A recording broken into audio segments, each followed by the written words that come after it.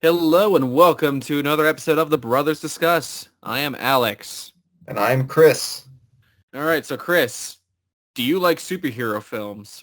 Oh, yeah. Yeah, we do. All right, well get ready because we've got plenty of stuff to talk about for like the next 50 years of our lives here. Um, well, here's the thing. There's some variety out there at least. It's not like movies are going anywhere because I think there is some superhero fatigue that is clearly showing now, and maybe things like Top Gun that make a lot of money or Everything Everywhere All at Once that get popular to a certain level. I think Hollywood has been inspired a little bit in that sense, which is nice. But if you like superhero movies and that's all you like, you're allowed to be like that. That's fine. But if that's all you watch, you're not allowed to then complain about other films getting attention or Rotten Tomato scores or Oscar nominations or things like that. You're not entitled to complain about that stuff if all you watch is one type of movie. I guess that's what I'm trying to say. So with this first bit we're going to do, we're going to discuss, like a few weeks ago, we got the announcement from James Gunn and Peter Safran, well, mainly James Gunn, because Peter Safran wasn't in the video, of the first slate of their DC universe. So obviously we'll have some things to say about some of these and others very little. So let's go through these and see what we've got. Are you ready? Let's do it. Okay, so this year we have 4 movies coming out. So we have Shazam 2, which is actually coming out in a few weeks from now. We have The Flash in June. We just got a trailer for that, which we'll talk about in a moment. Blue Beetle and Aquaman 2, both of those come out in the later half of the year. So, yeah, let's start with Shazam 2. Are you excited for Shazam 2? I am, yeah. My excitement hasn't really changed much for that one. The first Shazam is undoubtedly just one of the better DC movies in the last few years. And yeah, I'm always down to see more, and I'm excited to see what they go for with this. Out of the four, it's the one I'm most excited for. I'll say that. Okay. Yeah, I'll see Shazam. I can't say I'm excited for Shazam because Shazam is kind of one of those franchises that's like, the first one's good. It was fun, but if I'm going to be honest, it didn't blow me away. Like, people really loved that movie at the time, and I just liked it. But I like a lot of the people involved, so I'll see Shazam too. I guess I should specify. I like David F. Sandberg. And if you haven't already, just go follow him on social media. He's a fun follow. Hmm. And it's funny because with the first trailer for this movie, it was like the first Shazam. And then the second trailer for Shazam 2 was very like epic Completely and like, different. look at the Yeah. stakes. Like, we've got some real bad guys in this. That's interesting. All right, but here's like the big headliner. It's The Flash. We just got a trailer for this. So what do you think of this trailer? I am not. No, it's not for me. Apart from the fact that like I'm so tired of nostalgia having such a huge impact on how we now have to view movies. Uh, it just looks like a bathtub. It looks like a kid went into his bath and got a bunch of toys from his old shelves, from his new shelves, and blah. That's what it looks like. So I'm not particularly excited for it. I mean, I'll still see it, but it doesn't look like it's for me. Yeah. But it's funny because a lot of the plot details of this film have been out for a while now, and I can't remember how or why they leaked, but things like General Zod being one of the main villains has been like well known for a while now. But I mean, it was nice to see Michael Shannon. That's my main takeaway for the trailer. Like, of the two Michaels returning, I was more excited to see Michael Shannon. I agree. You know, I like Michael Keaton a lot. Like, I love this rejuvenation of his career that he's had in like the past decade almost. It's neat to see him in the bat suit. If the lighting was better, I don't know. Like, he's running around and jumping around like a video game, and it's weird to see Michael Keaton Batman doing that when his Batman would like hide behind a wall and punch someone in the face, or like programs his Batarang to do all the work for him and fly around and hit people. Like, that's Michael Keaton Batman to me. So when I see him fly high in the air and dunking someone's head down to the ground, it's like, oh my God, what the hell? It's like It's a something. literal like Arkham skin, like in a video game. It does. Oh, it really does. But something about it, he just looks too old. I like, it's one thing if this was like 10 years later, but this is 30 years later. Like he's just too old for this now. And oh, there was something else I was just about to say. Oh yeah, and all of that time he still hasn't made a suit where he can turn his head. Yeah. So I know for like lots of people, like they think like Michael Keaton's like the gold standard for Batman. And for us personally, like we're not the biggest fans of Michael Keaton's Batman. I think we I think like we need to clarify something though. sure. It's more so on the character of his Batman. Yes. I think we like the Burton films fine, but like I he's Michael Keaton's personally for me, he's not one of my favorite Batmen.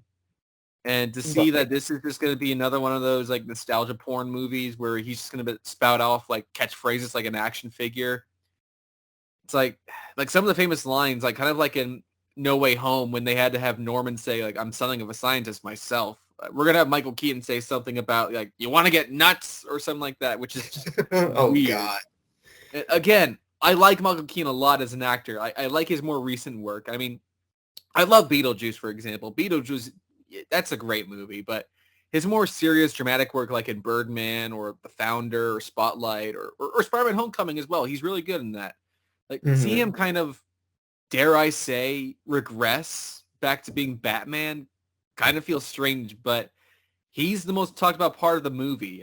And a lot of the marketing for this movie up to this point has been Michael Keaton. And it feels like, is this still a Flash movie? And then you see the I think trailer. It's I like, think DC got lucky that Michael Keaton is gonna get handed the PR rather than Ezra Miller. that is true. But then when you watch the trailer, it's like, oh yeah, this is a Flash movie. But it also feels strange in that Ben Affleck is also in the trailer as well. And there's a lot of emphasis on this being a big DC universe movie, which I actually kind of like because you could look at this and go, well, we just had Spider-Man No Way Home and Doctor Strange and the Multiverse of Madness. Now we have this. And it feels like they're copying Marvel's shtick when in reality, this is a big part of the Flash in the comics, and Flashpoint is a comic from a few years ago, and the Flash TV show has been doing this multiverse stuff for forever. Like this is Mhm. not copying Marvel, but the timing is a little unfortunate. But at the same time, where Spider-Man is very much like a multiverse movie about Spider-Man, it really only affects Spider-Man. It affects no one else in that universe, and same with Doctor Strange. This feels like he screwed up the whole universe where people he has nothing to do with like Batman or Supergirl or General Zod or like affecting things. So I kind of like that aspect. It separates it a little. Sure. I just feel like it's just gonna be too nostalgia heavy with Batman in it. Fair, but I think I kind of like that it's somewhat poetic in that we're kind of going back to the start of the DCEU with like Man of Steel, with where it all began, even with the inclusion of General Zod, who I want to go on record. General Zod is my favorite DCEU character of all time. I I love Zod. Um, they undoomsdayed him, so that's nice. Like, remember when General Zod was Doomsday? Oh God. No, I will say that my favorite thing about all of this is that they're full on just going Days of Future Past and they're resetting everything after this. That is true, yes. And James Gunn has also said like this is like the best superhero movie of all time, so it definitely could be good. I'm hopeful for it. Like I don't go into any movie thinking, "Oh, I hope this sucks," and tanks the studio. When No, people not at when people have that mentality, it's super weird to me. Like live in the real world for a second, and it's similar to people not wanting the film to be released. Like a lot of people worked on this. Like just because Ezra Miller might be a terrible person doesn't mean a lot of people who have nothing to do with them should not get their work recognized. That to yeah, me is unfair. Like if you Michael just Keaton already lost one movie. Give him his second one. like yeah, that to me is unfair if you just scrap the whole movie just because of one person's actions. But yeah, I hope it's good. But you do have the director of the It movies on it, so we'll see. Yeah. But I mean, it looks pretty wild, which is nice. Like I like when some of these films take some chances and get a little weird. Sure. Yeah. So the next movie after that we got is Blue Beetle. I know nothing about this movie. Me neither. But with Blue Beetle, I've seen posters in theaters for it, which makes it a real movie, at least in my brain. Like, that's actually Yeah, coming out. It's not like Batgirl where it can be scrapped at any moment. Like, this is actually coming out. It's weird. it's very interesting. I got posters before Flash did. Yeah. And then lastly this year we have the Aquaman sequel. Do you remember when the Batman came out and there was that teaser that might have actually been like a Super Bowl TV spot where it had like the next 4 DC movies coming out that year, and it was the Batman, Flash, Aquaman, and Black Adam. So Shazam is coming out before any of them. Well, obviously we got Batman and Black Adam, but Aquaman was meant to come out at the end of last year, so now it's a whole year later. It's a whole year. Wow. Yeah. Like you alluded to, like this is gonna be part of this. Like the Flash is gonna like reboot everything, like New 52. Mhm. So with the first Aquaman, there was the one single mention of the events of the Justice League movie, so that is disconnected from it anyway. And I'm sure a lot of people who saw Aquaman, well, clearly a lot of people saw Aquaman because it made so much money. It made Yeah. much more than Justice League. So if the sequel is just playing off of events of the first film, it's not like anything happens in that where if like events are just vaguely referenced, it'll impact the story in any way. Yeah. Yeah, I'm curious about Aquaman. I wasn't too amazed with the first one, but it was a nice breath of fresh air for DC at the time. So I'm curious as how the sequel will go around. hmm And apparently this was also meant to have like a Michael Keaton cameo as well, but I think that's been scrapped for a Ben Affleck reshoot, but I don't even know if that's happening now. I thought it got leaked that Ben Affleck was going to be in it. Like there were like tourists that visited set and they saw Ben Affleck, and then hmm a whole thing. Jason Momoa, he just kind of went live and just said, "Well, they know anyways." So Yeah, but I have no stake in Aquaman, so it's fine, I guess. yeah. But next year we only have one movie coming out, and that is the Joker 2. And we recently just got a first look at Lady Gaga as Harleen Quinzel. Um, so I thought what I thought the neat takeaway from this picture that we got was that it was the same makeup design, because I thought he'd look completely different this time around. But I like that they're keeping that design for this Joker, and it separates him from the others. Like Yeah, for Ledger sure. has the big scars, Jack Nicholson has the permanent smile, and this one has the blue lines above and underneath the eyes, so he looks more like a clown. So I kind of like that. Yeah. And then James Gunn also pointed out, excuse me, that this and like Matt Reeves Batman movies, they're going to be labeled as Elseworlds, just to separate it from his DC universe. What do you think of that? Fine by me. Especially just because what's going on in the Else world, at least for right now, is just so much more interesting. So I'm fine with those things being just untouched. Mhm. So Yeah, it's fine. I mean, they could brand it that way if they wanted to. Like I often think about how not everyone is as knowledgeable or involved or as invested in this stuff as people like us are, because every now and again you might mention something about a superhero like, say, Batman, and oh, is he in the Avengers? Like some people can't differentiate from each other. It's funny with Ant-Man just coming out. I remember when the first one came out, someone said, Ant-Man, that's a superhero, and she was talking to me, and I was like, yeah, he talks to ants. He grows really small, and he's an Avenger. And she goes, oh, like Captain America. And I was like Captain America? Yes. Not like Iron Man, but like Captain America.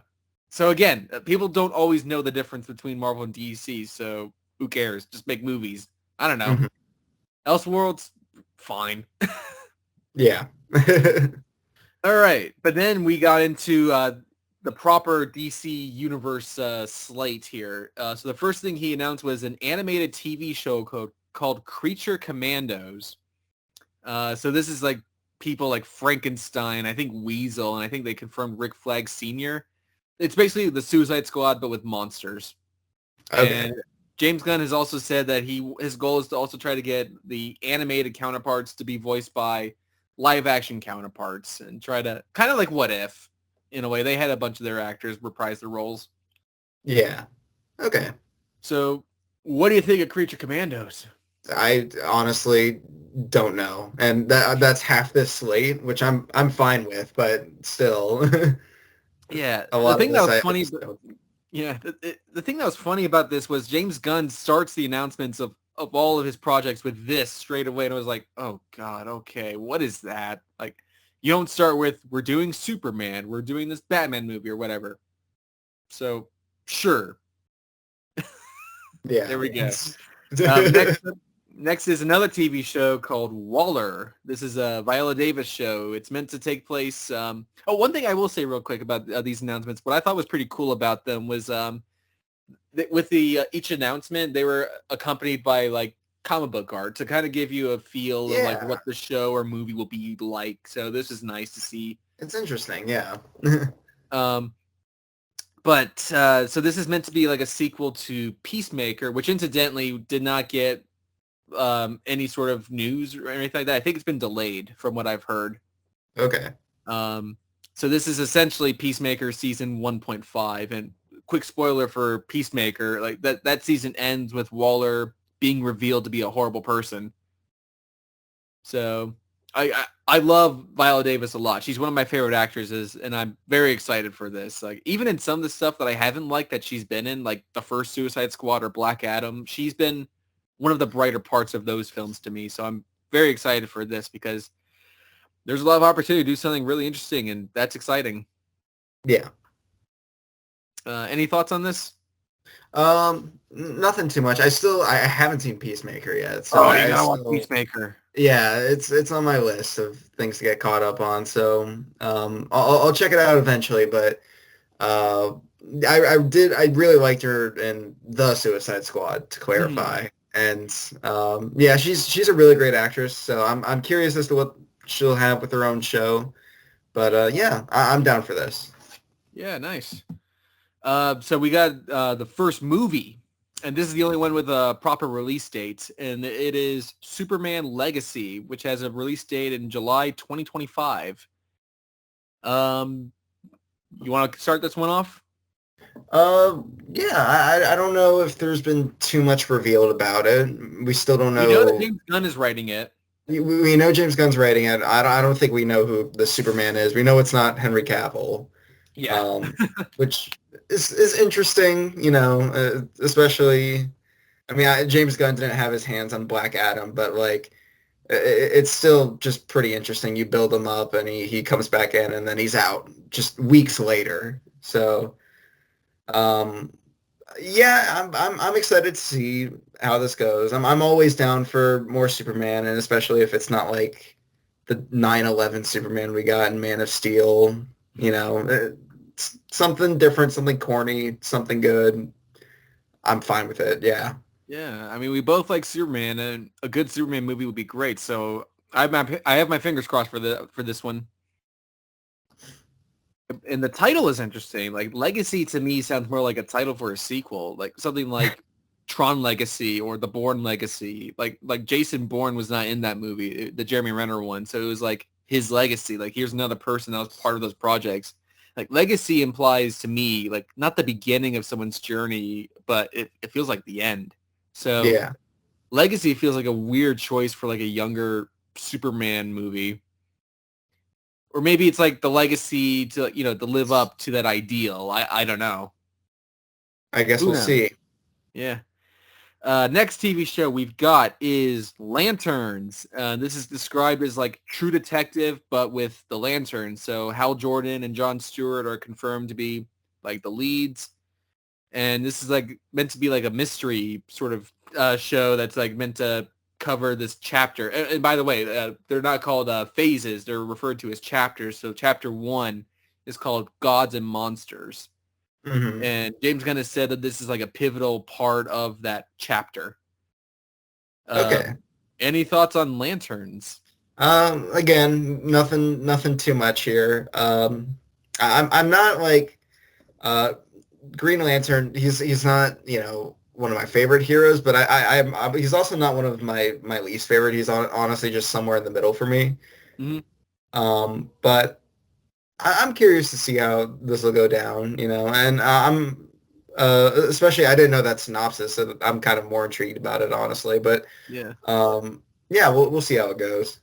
Yeah, so if I could be honest, this is probably the thing I'm most excited for. Like, I'm nowhere near the hardcore Green Lantern fan some people are, but this just sounds Yeah, very cool conceptually. Like, True yeah, Detective Green Lanterns, like, what's that going to look like? Like, that just immediately gets me anticipated for what they're going to do. absolutely. Yeah. So the next thing they announced is a movie. It's The Authority. So this is where you get characters like Midnight and Apollo. But basically, if you don't know what The Authority is, it's like a Justice League that finishes the job. It's like it's a more violent group, kind of like the Boys, just to draw a quick comparison. But they're not evil. They're still heroes, but they're more violent, and there's no code of conduct. But apparently this is meant to spin out of the events of Superman Legacy. So I guess this is meant to be like a comparison piece here. Any thoughts here? Um, yeah, and like, again, not much to really say, but yeah, a lot of these projects is more just curiosity of the genre and kind of the characters, just because they're all weirdos, which I'm fine with, and I know James Gunn loves his weirdos, but Mm, uh, yeah, I'm interested to see how this goes. yeah. And I appreciate the variety here. I think if I knew every character that was getting a film or show, like, made about them, it maybe wouldn't be as interesting because It'd be the pretty authority, stale. yeah, because the authority, for all I know, it could get canceled. Like that's entirely possible. Whereas like there's always certainty with something with like Superman. But it's fine. I have no stake in this either. So it's like, sure, make me a fan of these characters. I'm open to seeing what they do. And then next up, we have an Elseworld movie. That is The Batman Part 2. That is the official title. Mhm. This comes out October 2025. And I'm sure I've heard a lot of fans complain or at least hoping that this would come out potentially next year. And, No. I'd rather they take the time to make the movie they want to make as opposed Yes. to trying to rush something out. And they didn't say anything about it, but that Penguin show is still going ahead. So it's not like we're not getting nothing from that world. We're basically getting a sequel in the form of a TV show sooner than later. And then we'll get the actual sequel. So it's fine. People need to calm down. Yeah, especially with the Elseworld stuff. I mean, those are going to be a lot more artsy, so definitely take your time with it. Yeah, I guess because people are invested in only one type of movie, and then when you latch onto something you really like, and then you don't get more of that immediately, then you act really irrationally, I guess. But new Batman stuff comes out pretty much every single day, it feels like, in some form. So there's Yeah, plenty of other stuff that you can read or watch or play or whatever. and we got another one in the form of a movie, which we'll talk about. Yeah, that's coming up. But the next thing that was announced was Paradise Lost. This is a TV show. It's meant to be like a Wonder Woman prequel story, like an origin story of like the Amazonians, and it's described as like Game of Thrones esque. And I've not watched Game of Thrones, so I don't really have any anticipation or stake for this. I keep saying that, but this is a good thing for the DC universe. Like it's big, it's vast, so there's a lot of new stuff, and I guess that's cool. That it kind of just made me think of this just now, as like how a lot of these projects have been like described and compared to like something else. It's like, hey, we got Game of Thrones, we got like a true crime vibe going on. It's like it honestly feels like elevator pitches, which I kind of like. It's different Sure, for a franchise like this, and I'm interested to see how all this goes. I am too. But the next movie that's been announced is The Brave and the Bold. This is a Batman movie, and it's inspired by Grant Morrison's Batman and Robin run. And it's going to feature Damian Wayne as Robin. And Damian Wayne alone, that made James Gunn excited. Like, he's excited to have Damian Wayne in this movie. Okay. Any thoughts on this? I'm always excited to see more Batman. He's had way too many movies, and I've enjoyed myself way too many time with him. So we'll see. It's hard to say just because we really don't know too much about the creative process of it all, but as a concept, yeah, I'm interested to see how this goes. It's been said by a lot of people, but Batman thrives on new interpretations of that world and those characters. Right now, I'll say I was a little disappointed to hear they do another Batman alongside Matt Reeves films, but I do like that he's like a lot deeper into his career than the Robert Pattinson Batman, so that's a good way to separate them. Yeah, for sure. But when they said it was a Batman and Robin movie, I would have thought like, oh, it'd be cool. But then they said it's Damian Wayne. I was like, oh, okay. Yeah, I would have liked to have seen one of the others. And me being a big Dick Grayson fan, like I'd like to see Nightwing in the movie, but we'll see. I'm not a huge Damian Wayne fan personally, so that's partially why I'm not super into this. Like I find him a little annoying. Like he's just a little kid and he's super bratty and he basically wants to murder everyone. Like I don't know. Like there's something about it that does lend itself to Batman in terms of passing on his code and things like that. But I also like the concept that the Robins aren't actual sons of Batman. So the fact that the first Robin that we're getting is his biological son is kind of like, oh, all right. Like I'm just not super into it. Like I've read a lot of the Damian Wayne stuff from the Grant Morrison era, but because I was really into Dick Grayson being Batman at the time, so a lot of the Damian Wayne stuff I've read is from that time. Like I've not touched any of the more recent stuff. Like this could be a situation kind of like Spider-Verse where I wasn't really into the Miles Morales character. Like I felt that his popularity was a little manufactured and then the movie was great. So it could be a situation here where an actor with a good performance and some great writing can make me go, oh, that character was great in that movie. We'll see. Yeah. And obviously that means we'll get another Batman casting pretty soon. I've seen a lot of people throw out Jake Gyllenhaal out there, and I personally don't see him as Bruce Wayne. However, I know they're not going to do this. I do see him as like if they wanted to do like Dick Grayson Batman, I can see Jake that. Gyllenhaal? Jake Gyllenhaal as an older Dick Grayson Batman.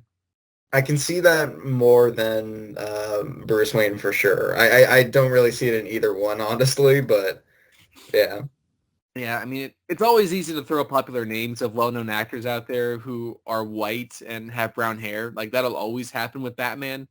Like, before Affleck was cast, this was like the 2012 period where we were all taking guesses on like about the next Batman after Christian Bale. And the name that got thrown out there the most was Michael Fassbender online, like while also being thrown out there as the next James Bond, even though Daniel Craig was nowhere near done. It's like, oh yeah, because he's white and brunette, it is really popular. But that being said, I think Fassbender could have been a really cool Batman. I mean, Yeah, I can see that. I guess it's still technically a possibility, but I don't think it's going to be anyone we know super well is my thought. It's not going to be like when Ben Affleck was casted and everyone like, hey, all you Snyder fans, don't pretend you all didn't sign those petitions that had like 1 million signatures online. You were there for that. But just get ready, everyone, because we will live it through another nightmare of people complaining about the next Batman that gets cast. Like we got that with Pattinson as well because fans only knew him from Twilight. Like it happens every single time. And I've seen Jensen Ackles get thrown around a lot, and he currently voices Batman in some projects, and he's popular right now because of The Boys. But to me, that's such a boring pick. Like he's someone that's already been involved with Batman. To me, it's just not thinking very hard at all. Like I'd rather it be someone I'm not familiar with at all. Mm. The next show that's been announced is Booster Gold. And if you know Booster Gold, like this screams a James Gunn character. James Gunn loves his lovable losers. And if you don't know who Booster Gold is, he's a guy from the future who steals a super suit and a flight ring and travels back in time and becomes a superhero. Like he's a guy who's willing to do super heroics, but he also wants to make a few bucks along the way.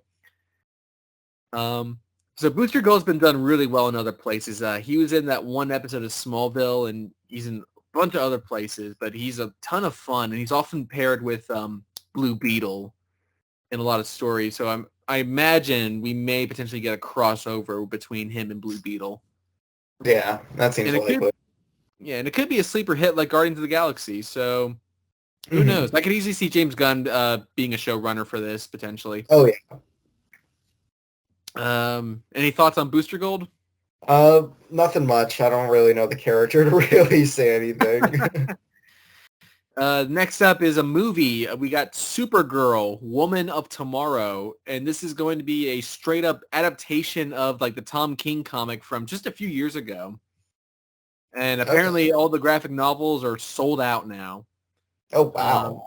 yes, I've never seen that happen with a comic book before where you can't get it anywhere. It's just all sold out because they talked about it so much.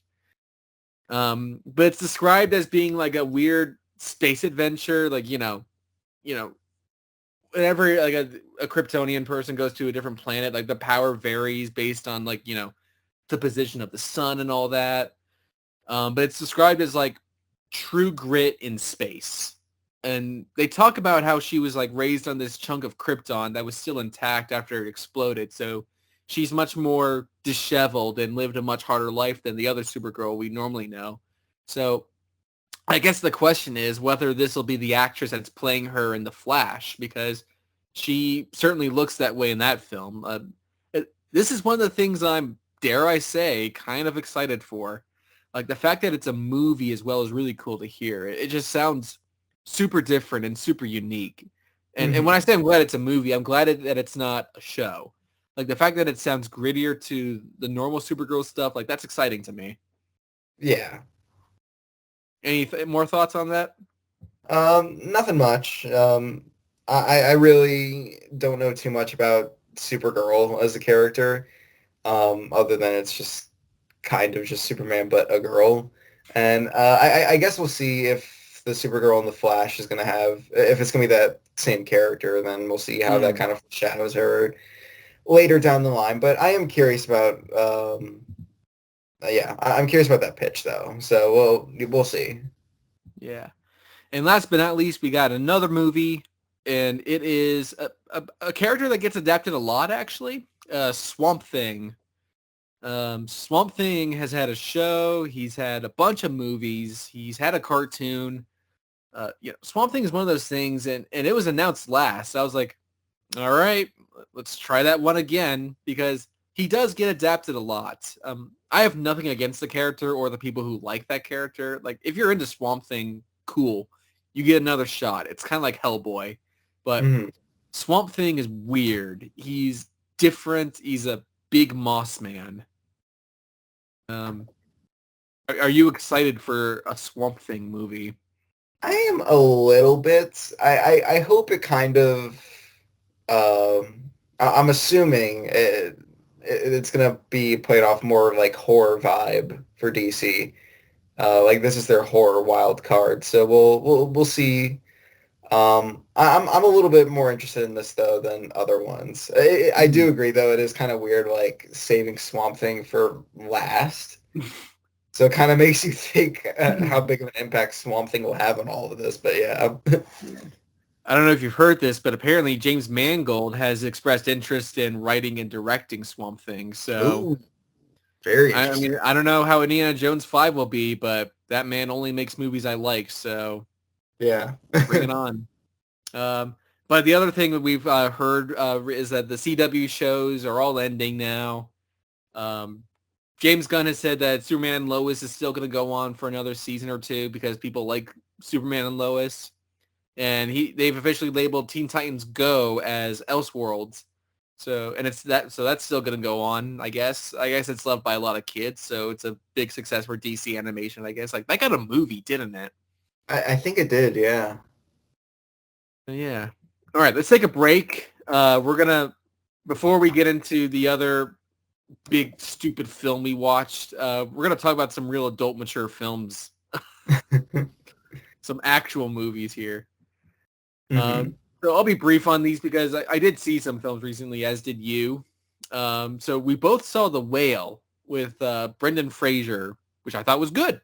I thought Yeah. Brendan Fraser was great, and I like movies that are like a single location style film. Like this was adapted from a play, so it obviously lent itself a lot more to that. And it's shot in 4:3, which was used pretty effectively. It's been a bit gimmicky recently, but because it's about a man who's dangerously overweight or dangerously obese, I should say. So when you've got a tighter frame, that actually works well here. It was pretty effective. Like I said, Brendan Fraser was great. There were a lot of good performances in it. Hung Chow was really good, who was also in The Menu, another really good film I would recommend, and is in one of the episodes of Ryan Johnson's new show, Poker Face. I didn't know this actress, but I've seen her in like 3 things within the span of a month. Like, oh my God. So that's cool. Like, I think Yeah. she's in the Watchmen show apparently. And I've seen that, but I don't remember a lot of it. Also, the kid from Iron Man 3 is in this movie. The Jurassic World kid. I was looking at him and I go, I know your face, but I don't know what I know you from. I thought the I guess I exact know same. him from the final moments of Avengers Endgame because he looks totally different to what he did when he was a kid. Yeah. It's a good film. I wouldn't say it's a great film. A little, I don't know what the word is because pretentious, I don't like that word. It's overused by people, and I don't think that even fits here, but it does feel a little basic, I think is what I'm trying to say. Like, it has something to say, but it has like 7 things to say, and it never really settles on one. So I guess that's what I've noticed, but an excellent performance is what I'd say about The Whale.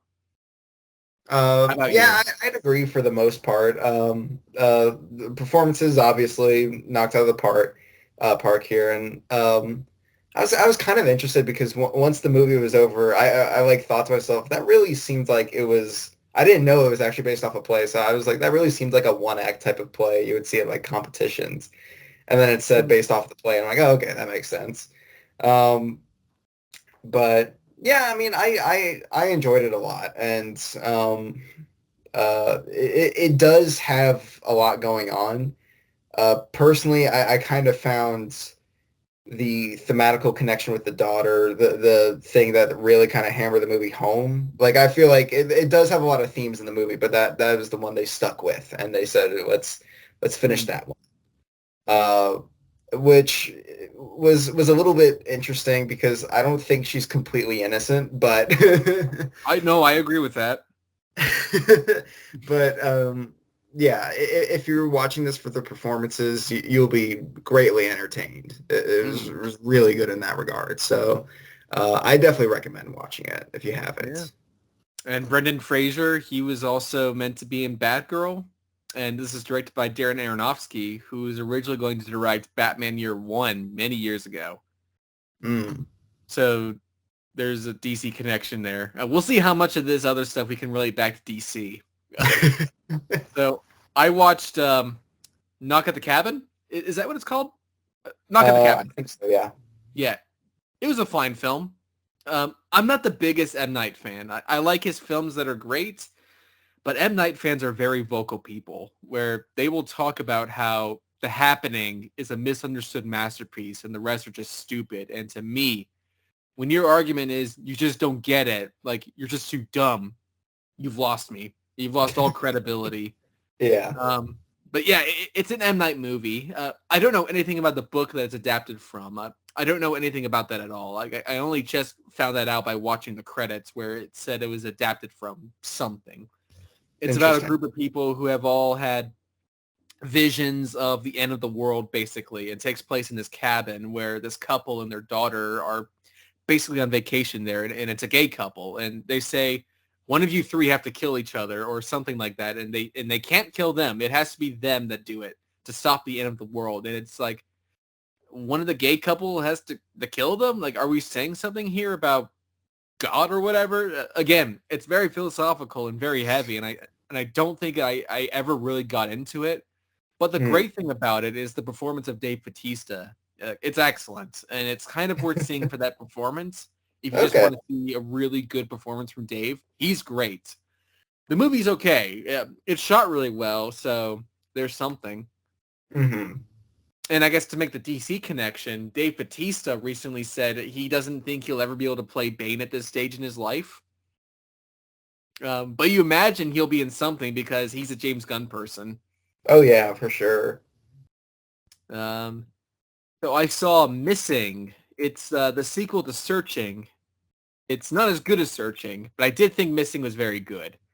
And so far, this is my favorite movie of the year, though we're still pretty early into the year. It's just an interesting concept, and there's been a lot of really bad examples of this concept being used in movies where it's all set on like a computer screen or electronics, so you kind of have to suspend your disbelief once people have hung up like a FaceTime call on their MacBook that they then leave it open. So then all of what's happening around them is appearing on their laptop screen through their webcam. Like, you got to suspend your disbelief that this is how the world would work when it's not. And most people I know actually cover up their webcam anyway, so there's that. But yeah, it's a good mystery. Searching was definitely better. And part of that was the lead was John Cho, and he's fantastic. And this one, the lead is Storm Reed, who, well, I'll say the DC connection real quick. She was Idris Elba's daughter in the Suicide Squad. Oh, okay.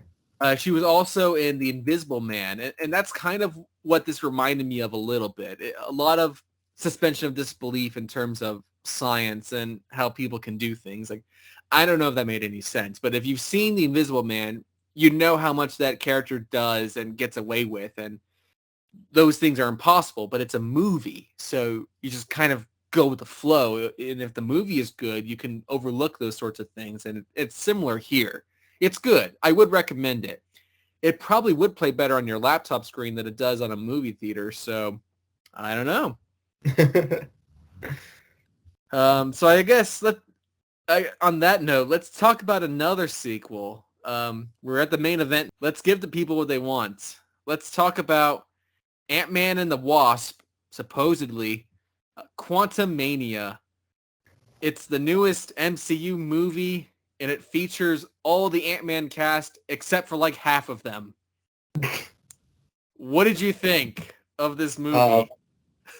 So I honestly should probably just let you get the ball rolling with this, because I have some very strong words about this movie, and not in a positive manner. So I really just need to commentate on like your thoughts for the most part on this, because I was very annoyed with this movie. Okay. I guess on the first note, I'll say I saw an interesting idea that maybe Louise and all those guys, like, they all just died during the 5 years. Like, they died for real, and they weren't strapped away like everyone else. Like, that's why the ex-con van was in storage at Endgame. Oh yeah, they never picked that up. Yeah. So what I did before seeing this actually is I did rewatch the first two Ant-Man movies, because prior to this, like, I always stood by that the Ant-Man movies were just kind of meh movies to me in the MCU. So I rewatched the first two Ant-Man movies prior to seeing this, because like the first Ant-Man movie, I've actually grown to kind of like it a little bit more. To use like the Thanos meme, perhaps I treated you too harshly. You know, I've seen Ant-Man the Wasp a couple of times, but I couldn't even remember what the villains were after in that film. So I decided to rewatch it so I can confirm. And there's a scene in the middle of that movie, or actually I guess more in the beginning of the third act, that is really, really fun. There's a chase sequence throughout the streets of San Francisco, which, by the way, that's a show that starred Michael Douglas. But anyway, we're in that sequence. Ant-Man is constantly growing big and small because his technology is on the fritz in his suit, but Ghost is like phasing through cars to try and get the lab that's been shrunk down to like the size of a suitcase. And also Walter Goggins and his goons are after it, and as well. And you've got the Wasp there, and you've got Louise driving, and they're shrinking the cars. And there's a giant Pez dispenser at some point. And I was watching that sequence like, man, this is fun. Like, the movie feels alive right now. And in the middle of all that, Michael Douglas is shrinking down to the quantum realm to find Janet. And I was like, yeah, I like this movie. This movie is fun. Like, it ends, but you get some distance from it, and you go, yeah, it was okay. But in the moment, I was like, man, this movie is fun. So I have a similar feeling to this movie, this Quantumania film. I had a really fun time watching it. Like, I can't call it an movie or bad movie or whatever, because while I was watching it, I really enjoyed it. So when I have that reaction to a movie, I go, well, that gets a positive reaction from me on fucking Letterboxd or whatever. So that's kind of how I feel about it. I really enjoyed it. There were elements I found really funny. There were elements I felt were not very good. The main one being Cassie. I'll just get this out of the way real quick. Not so much how she's written, but the performance I didn't think was very good at all.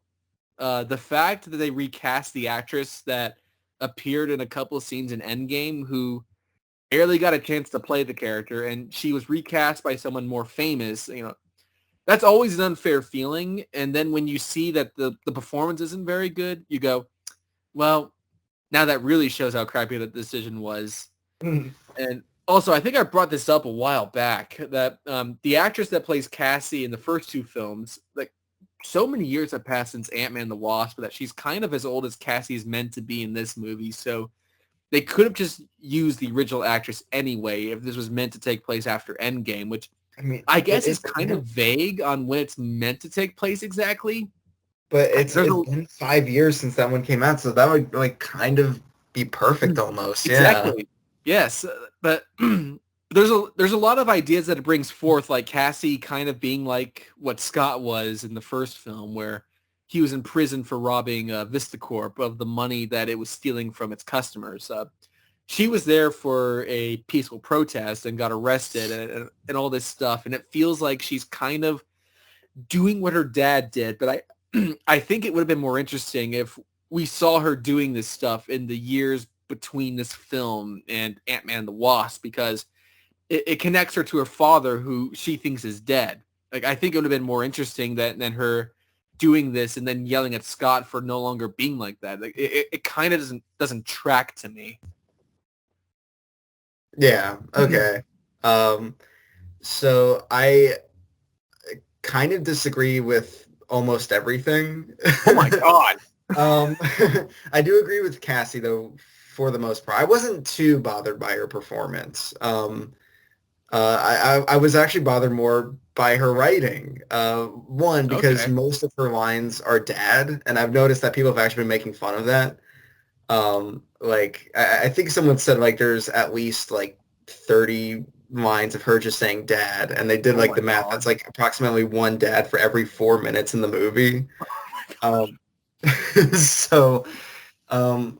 Yeah, so I think, and I did the same thing. I rewatched both Ant-Man movies prior to this one, and I kind of have the same thoughts on those two, where I do enjoy the first one as kind of this very, very, very separated Marvel movie, with the exception of Falcon in it.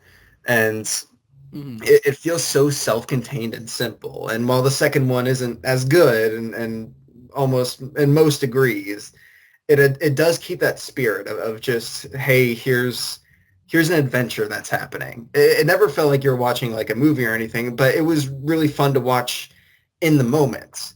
And so when you get to Quantumania, it's like trying to be like No Way Home in a way, where it's trying to make this shift of, hey, let's try to do something a little bit more serious. Let's have like the movie's like trying to be smarter than it actually is, while still trying to maintain that like carefree, fun adventure mode.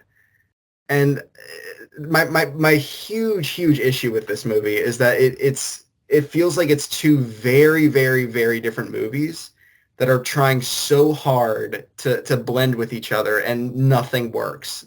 I was annoyed by most characters in this movie. For one, because half of them are physically present, and that is the most you can say about them. For Wasp, as an example, because she shares the title of the movie. Like the characters I like Kang was cool. I kind of wanted a little bit more of him, but Jonathan Majors, I'm excited to see what they do with his character in the future, because he does a really good job in here. He does, yes. And surprisingly, I enjoyed Michelle Pfeiffer. I wasn't too excited for her, but she did a pretty good job too. And then everyone else is just like, they're there. And it has good ideas, like you were saying before with Cassie kind of falling into her father's footsteps in a way, where her heart's in the right place, but her actions are just kind of reckless and out of hand. Um, and it's a good idea, and I wish that was kind of more of the movie. But then you have to tie that into Kang, and that it just seems like this is the wrong movie to do that with. This is So all like really neat stuff that just it's just in the wrong movie. You do one or the other. Like just mhm. make a solid, fun, carefree Ant-Man 3, or have this just be pure setup for Kang. Don't try to do both at the same time. Um, because it just feels like this movie's just biting off more than it can chew. Um, and on a technical note, especially in the first half, I was really annoyed with the scripting and editing. Um, Mhm. a lot of the lines, like the whole Bill Murray scene in this movie, it felt like all the lines were just like, he's looking for you. He knows who you are. He's very persuasive. It was just like stuff like that just kept going. And scenes like we're jumping back and forth like so quickly and so like ominously, and it was just really distracting to me. Um, and I was just kind of like, kicking myself in the foot while I was in the theater. I was like, okay, get on with it. Because the movie is like really trying to build up Kang, but Mhm. you're already introduced to him in the very beginning, in the first scene. And so it's just kind of like, okay, we get it. We know what's going on, and it just keeps going. And I found that just really irritating. And I did enjoy the second half a little bit more Mhm. once things like actually start going, and the final battle, while a little bit too over the top for an Ant-Man movie in my opinion, it was still pretty well done. Um, One thing though is that Kang, are we just supposed to like I'm really tired of like Kang getting copped out in the MCU. It feels like that's all his character's been thus far. It's like, oh, here's your big bad guy. Oh, he's dead. Well, here's another one of him. Oh, he's dead again. And I guess the threat is that we got a lot of Kangs, I guess. Mhm. But that doesn't matter if you have just a convenient supply of super intelligent ants, because you do. Mm. uh, which Michael Douglas's guess was as good as ours as to why they were there. So I Um, don't. This really so, didn't do it for me. so here's the funny thing about that. I actually largely kind of agree with a lot you're saying. I just kind of look at it through a different lens. So like I think thematically what the movie's trying to do, and it doesn't succeed, I should add. Like it's about, trying to make up for lost time, where you've got Scott trying to reconnect with his daughter, and then Janet, who's been so much has happened in her time in the quantum realm, and now that she's back in on Earth. And one of the trailers like hinges on this idea of Kang offering Scott like this concept of like I can give you your lost time with your daughter, and that's not in this movie. No. Instead, the threat is more like do this or I'll kill your daughter and make you relive that moment over and over again. So there is that. And it is amazing just how little so many of the characters have to do. Like rewatching the first Ant-Man, like the biggest strength of that movie, like the fun and the action and the comedy of shrinking things big and small, like that's all there. But at its heart, there's this father-daughter story with two different characters, like Scott and his daughter, and all the times he's been in prison and being a single father and trying to do good for her, and the mistakes he makes is to try and be with her in her life, and Hank and Hope. And for whatever reason with this movie, all those characters are there. Like all this family is technically still in the movie because they spend time with each other, but it's barely dealt with and barely addressed. And Janet keeping the secret of what like went on in the quantum realm, it's just kind of brushed over. Like we have that scene with Bill Murray and where it's implied that there's a bunch of stuff that happened and she's responsible for Kang. I mean, we joked earlier that was called Ant-Man and the Wasp, and Hope in particular really has nothing to do in this movie.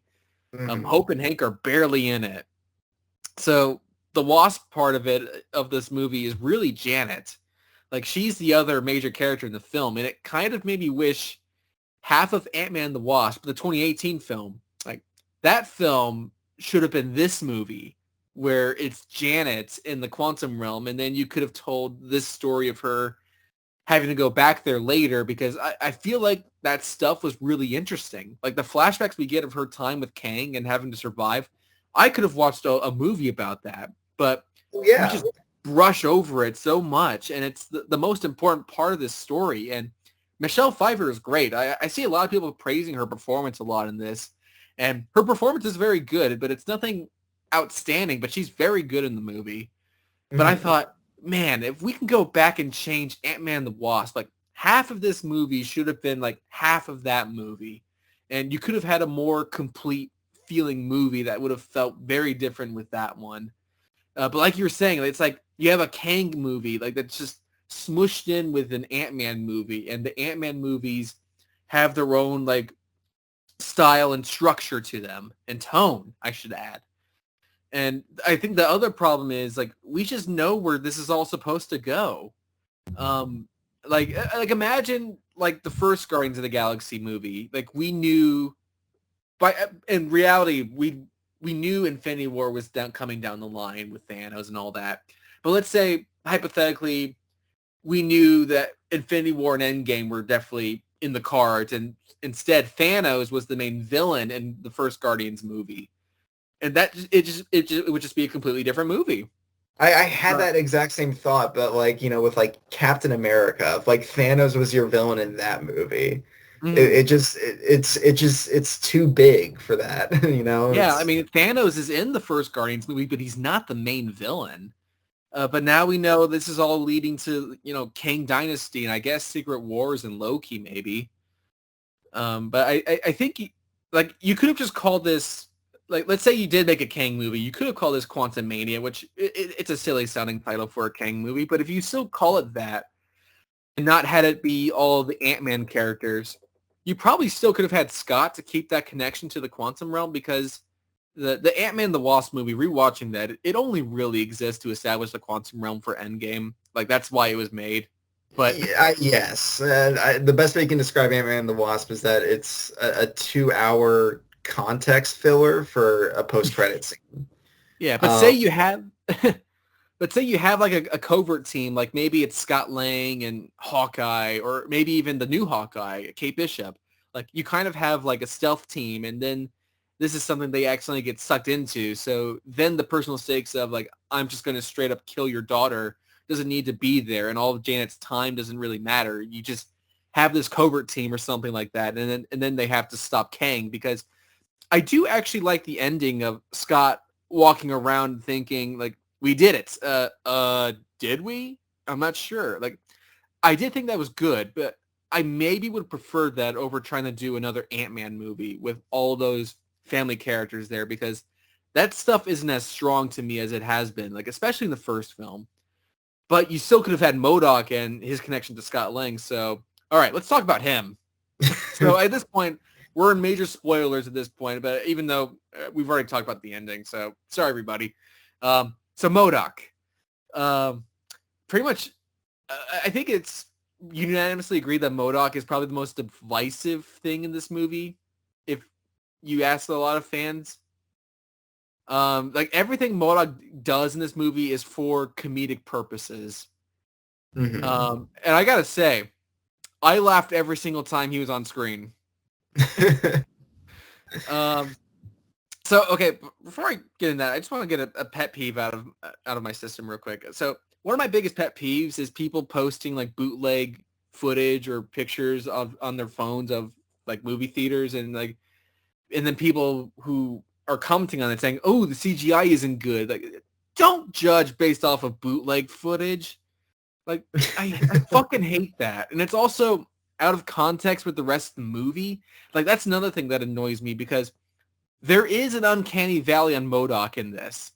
but that's part of the comedy of it. That's kind of the point. It's like of all the things you could take out of context, you're taking MODOK out of context. Like It's interesting.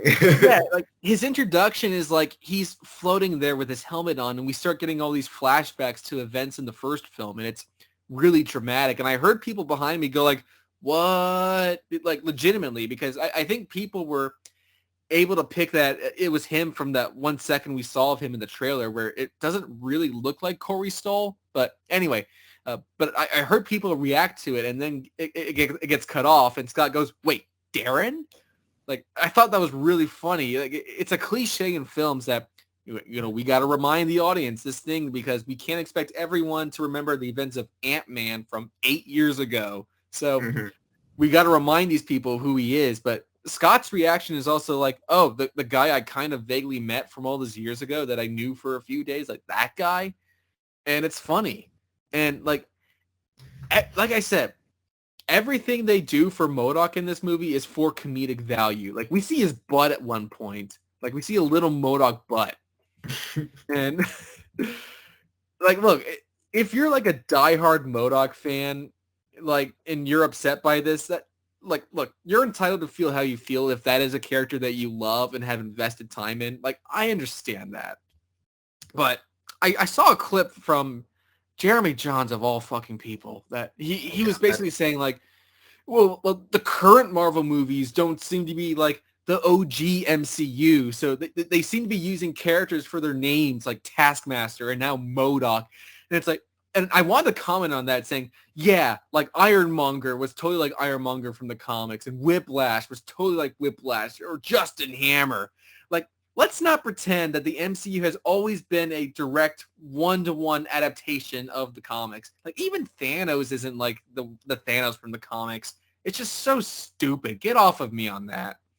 And not to mention, like, for me personally, like, I know there are MODOK fans out there, but he is never... When you try to take MODOK seriously, it never works. MODOK is funny when he's like, this is everything MODOK needed to be, which is he's just a giant head that's floating on a space chair. Exactly. It's everything you need him to be, which, yeah, I have no real complaints with MODOK in this movie. Yeah, and like the Ant-Man movies are fun and lighthearted, so don't be surprised if they take a character and just play him off as a joke. And but there are some like legit laughs that I got from MODOK, like just like a lot of it, like the way he delivered his lines was just so funny. Like, it just sold it to me. Like, there's a bit in the movie where like it's established that it just goes by MODOK now. He no longer identifies as Darren. So Ant-Man has to go do a thing for Kang. And when he gets down there, he's like, Darren, I made it. What do I do now? Darren? MODOK? Yeah. What do I do? I don't know. Like, it's just so funny. And then, of course, there's like the fact that his like face is like stretched out to this big head. It's just so funny. Yeah. Like that's the funny thing to me is like when people go like, oh, he doesn't look as grotesque as MODOK from the comics. Like, all right. Well, this was a guy with a big stretched out face. Like, you know what I mean? Like, I was looking at him going like, something's different. And obviously his face is different to comic book MODOK, but what's the other thing about his design that they're missing? And I realized that MODOK actually has hair. It's the big bald thing at the top that looks different, but they gave you both. They gave you the helmet that looks like comic book MODOK, and then they gave you this big, weird-looking Corey Stoll face that only slightly looks like Corey Stoll. And that's the other thing I liked about him. Like MODOK, in my mind, always sounds like that voice he had in like those old Robot Chicken style videos Marvel used to upload on YouTube where MODOK kind of talks like this. So when he has Corey Stoll's nice, like deep voice with all that bass, it's like really funny. Surprised to see me? It's amazing. Like that's part of why I enjoyed this a lot because, like I said, every time he popped up on screen, I started laughing, and in a good way. He was very entertaining, so I like that a lot. That is one of the bigger positives I have.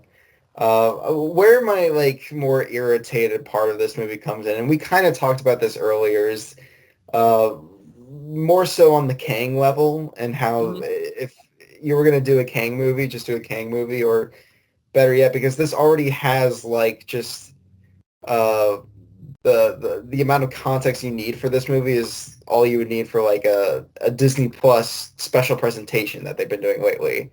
So why Mhm. don't you just do that? If that's how you want to wrap Kang into all of this, do you really need that for an Ant-Man movie? So it was real I think like frustrating is just the best word I can describe for this movie Mhm. because like it does have entertaining elements and MODOK is fun throughout. That's no debate there, unless if you're a MODOK fan, I guess. But um, nah, and the thing is like I don't think I don't think Ant-Man and the Wasp, the first Ant-Man and the Wasp, the second Ant-Man movie, I don't think that's is very good, but like again, it still has that spirit of just, hey, here's an Ant-Man movie.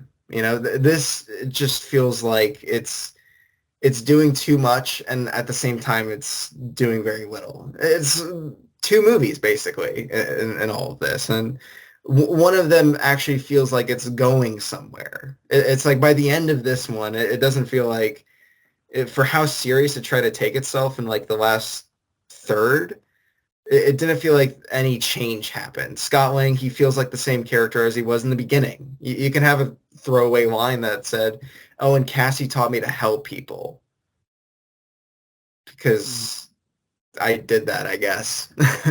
So that was just more my irritated side getting through this, and I think that's like I noticed on you on Letterboxd you gave it 3 stars. I gave it 2, and Mhm.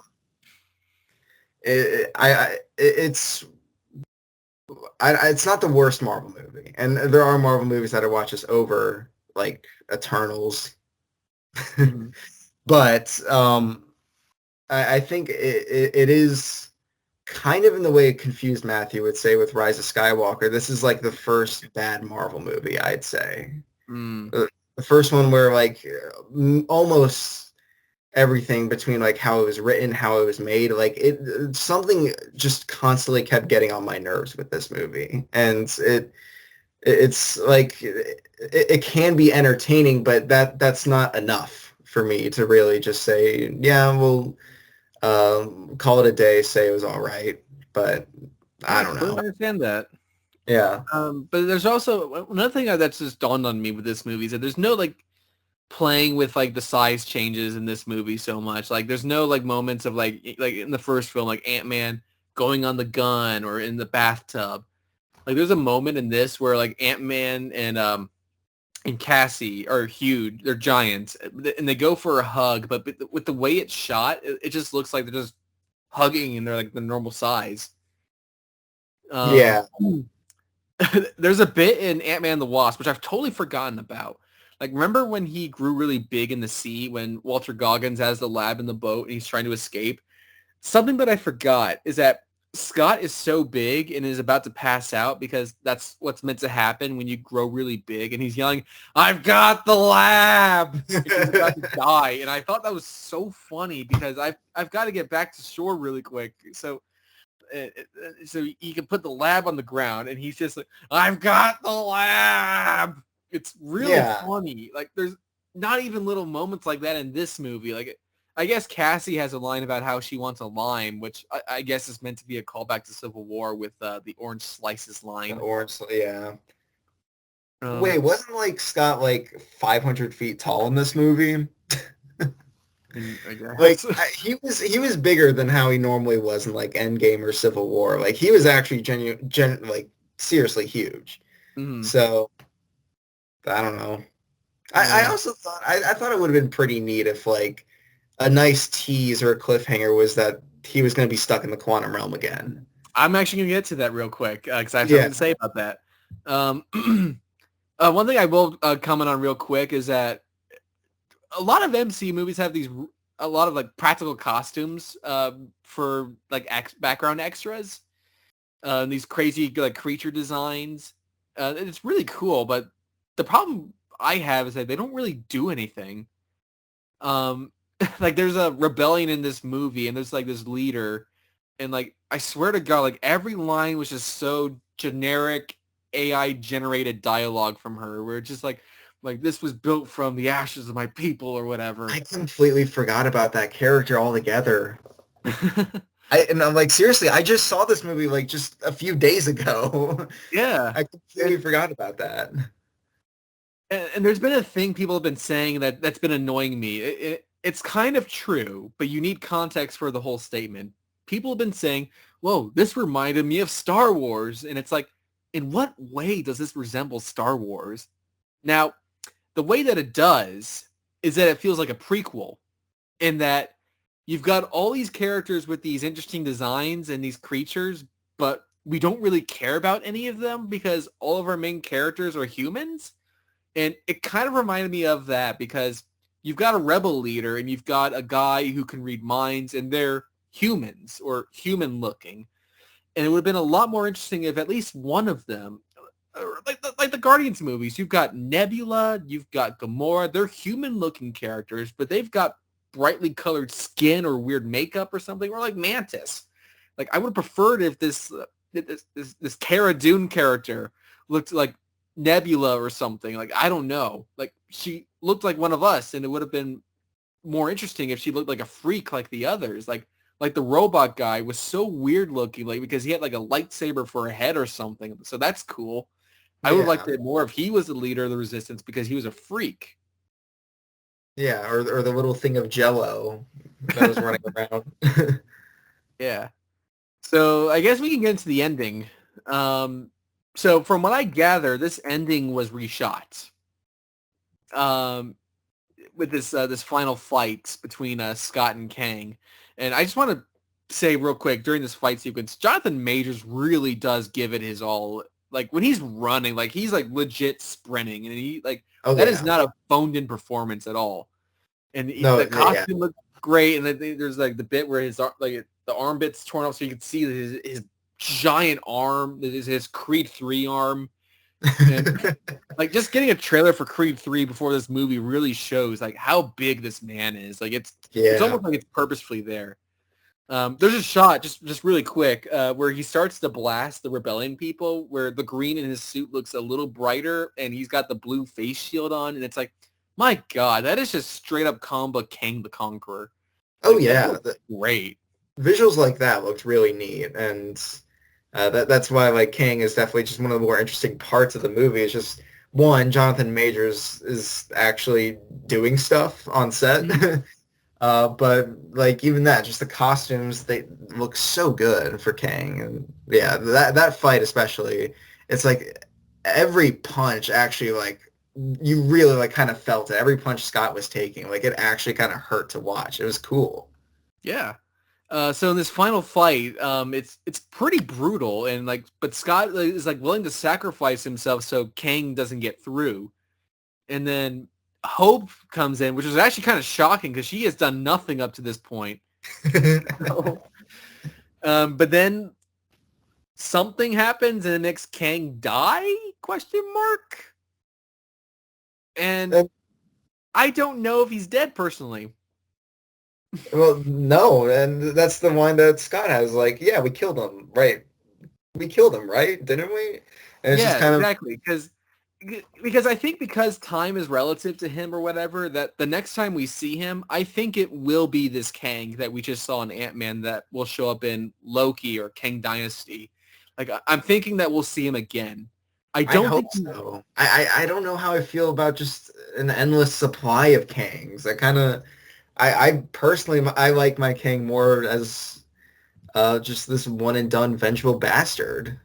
Yeah, like I don't think he's dead because I think it's kind of neat that they just escaped from him. Like it's implied that he died, but he second guesses like did we stop him? Like I actually like that a lot as an ending.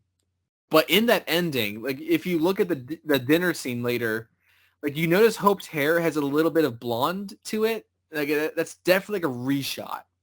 Mm-hmm.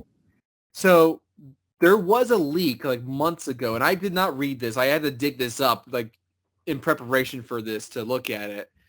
Because I never look at leaks because if it's a project or a movie I really care about, I'm not gonna read leaks. Obviously, yeah. Yes. But the leak was actually like legit 100% right, except for the ending. Like, so Kang, not through that portal, but a portal gets through, and Scott and Hope are stuck in the quantum realm. And then like the movie ends with like Cassie like furiously trying to figure a way to get them back, and then her eyes widen like that's how the movie ends. Like it's an ambiguous ending. Like, does she see them? Does she see something else? We don't know. But I think partly why they potentially changed it, if that was the original ending, was like, well, Kang Dynasty doesn't come out for 2 years, so we can't just have Kang do like nothing for like 2 years. That's what I was kind of thinking about with this movie, is that like it feels like they're jumping into Kang too early. So every time you have to introduce him, you have to kill him off as well. They did that with Loki. They did that in this, and they're probably gonna do it in Loki again. And then the other thing is like, well, it's an Ant-Man movie. We can't have it end on too dour of a note. But I actually thought we'd maybe get an ending similar to the mid-credit scene in Ant-Man and the Wasp, where you're like, oh man, he's because again, he gets trapped in the quantum realm. So maybe that's why they didn't do it as well, just because it'd be the same ending as the last one. That's but fine. I was certain. I would have been fine with that ending, honestly. But I was certain going into this that Hank was going to die. And there was a point where Hank is controlling all the ants of the world or something. Like, just saying that sounded so funny. But just real quick, like those ants, like there's that shot of that ant that's going through like a 2001 thing, like, going through the moment. I howled with laughter when it was like a POV shot of the ant's face. Yeah. But there is a shot where Hank, like after finally being able to be a superhero in this, where he's standing triumphant as Kang is getting attacked by 1,000 socialist ants. I was like, oh, fuck, this is it. Here it comes. But he was fine. Everyone was fine. Everyone was fine, yeah. So, okay. I understand if continuity is not important to you listeners. That's fine. There are so many of these movies, but I just want to bring this up.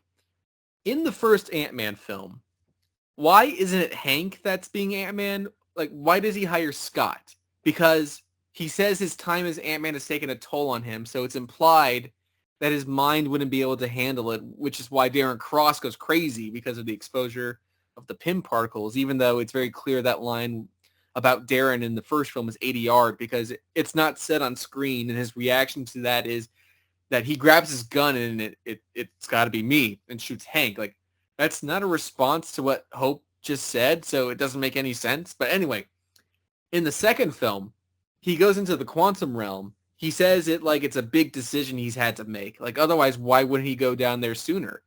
Because it could affect him really badly, and his mind does start to disintegrate once he's down there. And then we see that Janet has quantum realm powers, and she heals him like she heals Ghost later in the film. And they forgot about that this time, that Janet has quantum realm powers. It's just funny that Hank is shrunk down, and he's just fine. So I guess he could just be Ant-Man again if he wanted to. I guess he's all fine now. See, my interpretation in the first film was that it was, you see, you were kind of thinking more on just like a plot level, like why can't he do this? I was thinking more of like a character level, that like he was just too traumatized that like he lost Janet. He doesn't really want that on Hope's conscious at all. Plus, he's like 70 years old. I don't think he'd have the same moves as he would back in the old days of digitally de-aged Michael Douglas. So, I kind of, I don't, I was never really huge on the line that the particles are changing you. So I always interpreted it as just like, yeah, he doesn't want to take that risk for Hope. You know, he still wants to be a dad and be there for her and all that. But also notably, there is no time dilation in this movie. Like they're in the quantum realm for quite a while, and they do have a line where like it could be like 10 years that's been passed already, but no, like no time has passed apparently. I thought they had a line about like that's what happened with the ants is that they Yeah, went through like time dilation and like got super these intelligent. ants lived for 1,000 years and they built their own society and now they're giant. So, but they got lucky, I guess. I guess. Like I thought when he was walking around and they like basically replayed the beginning where he's reading his book. Like I thought he was gonna look around and realize, oh my god, I've been gone for 5 years again. Like I You thought see, that's that what it would was be an gonna ending be, with a consequence. which I We guess would don't have been get that. really interesting an ending, but that's not what they did. So I guess yeah, no time passed at all. You want to talk about the after credit scenes? Yeah, sure. We kind of talked about one already, but yeah. Yeah, so like the first one, the mid-credit scene, we get all these Kangs in Halloween costumes. Like there's a cyborg Kang, there's a Pharaoh one, which I know the Pharaoh one was something Kang was in the comics, but it was very funny to see on the big screen. And they're Hmm. like, "Well, he's dead, and we got to do something. We all band together." And that like, and we have an arena of Kangs that are all like hyping each other up, just a bunch of psychopaths together, and it's basically just a recreation of a comic book panel, actually. Even like down to like the zombie Kang, like being right at the same spot as it was in the comic book panel, as it is Interesting. on the screen. Meanwhile, there's a Kang that sounds like Voldemort, like, I'm talking like this. We gotta stop them. Or like Saul Guerrero, like, save the Kang! Save the dream! So there's that. And then the final one was a Loki lead-in.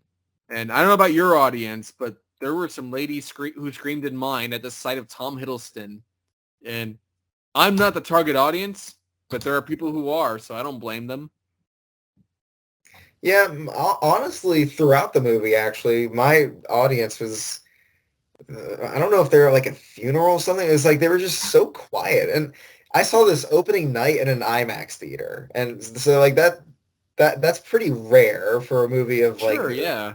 this big a name is just kind of, yeah, I'm not complaining because that also means there wasn't any annoying audience things. I just kind of got to watch the movie. So, Right.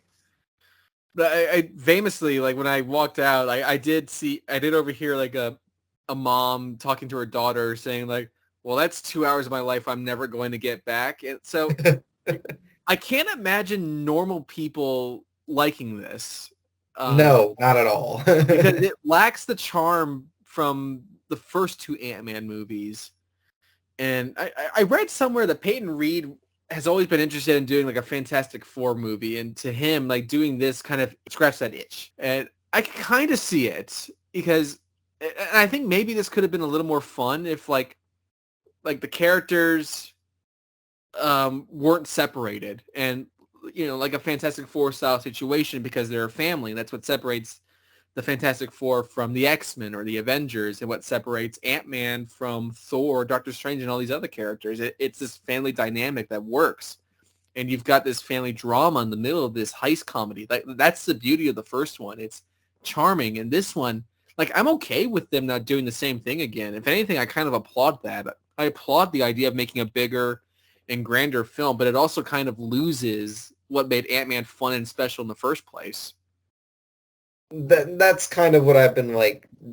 Yeah, that's basically what I've been trying to say this whole time is like Yeah. I don't mind the initiative of like trying to uh course correct in quotation marks the Ant-Man franchise and try to take it a little bit more serious.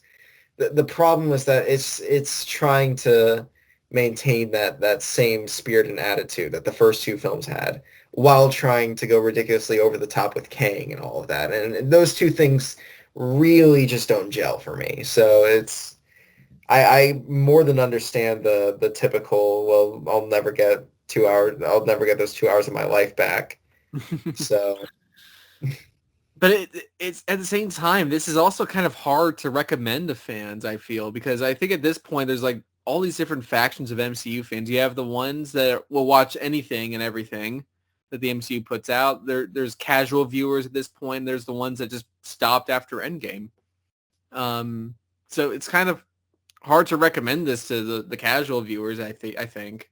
Yeah, and that but was that was the surprising thing is, and I don't normally do this, but I decided to look into see what the fans actually thought of this movie.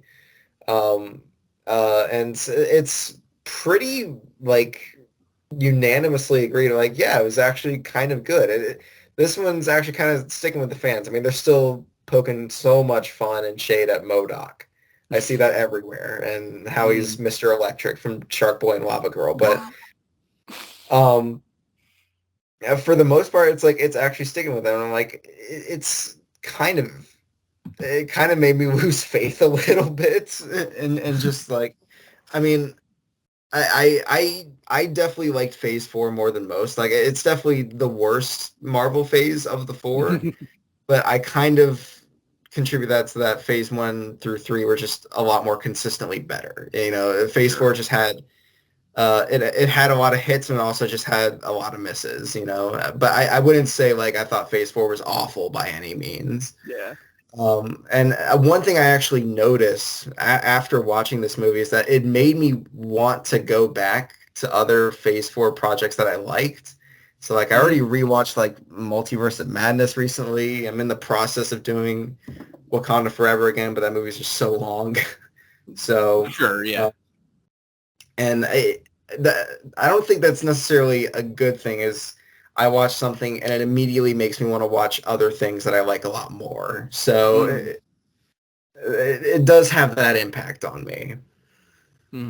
But the King stuff was good. King stuff was good. And I was skeptical after Loki, because you and I both don't really like Loki very much, but I would love to see more Kang. Yeah, I'm curious again, and I kind of hope they do more with the Kang we get in this movie, because it does feel weird when you build them up, and both Loki and this, you build him up so much and then he's just dead. It feels weird especially because he's your next big baddie. He's the new Thanos of all of this, so it's interesting to see all of that, but we'll see how it goes. Yeah. So this is the officially the second MCU movie to dip into the rotten section of Rotten Tomatoes. Yeah. And I mentioned superhero fatigue earlier, and people had been talking about that for like 20 years now, so that's nothing new. But I do think that we are reaching the point now that we're seeing some diminishing returns. Not that these movies haven't made money, but they haven't made the same money pre-pandemic. And this hasn't been a pandemic thing because Spider-Man made a lot of money. Black Widow and Shang-Chi are slightly different stories because they came out earlier during COVID times, but Eternals did not grab people the way Guardians did. And Doctor Strange made a lot of money, but didn't quite break the billion. And Thor made significantly less than Doctor Strange. And you wouldn't have predicted that. So there's all these little signs throughout that maybe these movies aren't as popular as they were in 2019. And a big part of that was that they were building to something big in 2019. And maybe now that we've kind of had the finale of the MCU and it's still just going, you kind of pick and choose what you want to watch. But something that I will credit them with is you don't have to watch everything they put out to enjoy each movie. Like, you can just watch whatever you want and you could choose your own adventure. Like, I saw an interview with Paul Rudd where some idiot was like, what would you say people should watch before seeing this film? And he was like, I guess the first two Ant-Man movies, maybe Endgame. That's a really big one. Yeah, and that's it. Like, you don't have to watch like Black Widow to enjoy this. But next year is going to be the big test because obviously this year we're getting Guardians 3, which looks to be like as standalone as can be. It's just going to be the conclusion of that series. The Marvels is being like described as being like a pivotal part of this phase that'll play into like more Kang Dynasty, Secret War stuff.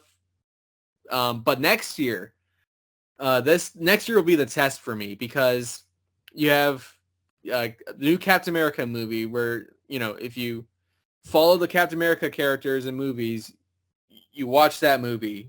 And then you have Thunderbolts. Again, if you like the Captain America characters, you'll watch that movie. And then Blade.